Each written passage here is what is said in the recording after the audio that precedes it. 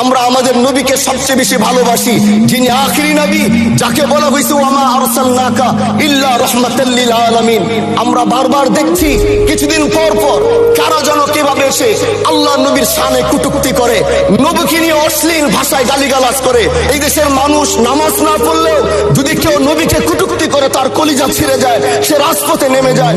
আমি বলবো যারা নবীকে কটূক্তি করে, নবীর নামে গালিগালাজ করে, এদের মৃত্যুদণ্ড এই আইনটাও যেন বাংলাদেশের এই সংসদ থেকে পাশ করা হয়। মাননীয় স্পিকার, এলাকায় বলেছিলাম যে আমরা ন্যায়ের পক্ষে কথা বলবো, ইনসাফের পক্ষে কথা বলবো। তখন অনেকে হাত ধরে বলেছিল, হামজালা ভাই জাতীয় সংসদে যখন যাবেন একটু বললেন হাদি হত্যার বিচারটা যেন হয়। ন্যায়ের পক্ষে কথা বলেছিল, ইনসাফের আওয়াজ দিয়েছিল।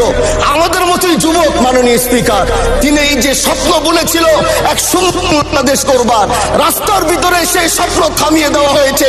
এই বিচার যদি না হয় তাহলে আমাদের মতো হামজালাদের নিরাপত্তাও রাস্তায় কেউ দিতে পারবে না মাননীয় স্পিকার। এই জন্য আপনার মাধ্যমে আমি বলতে চাই, হাদি হত্যার বিচার যেন সুনিশ্চিত করা হয়।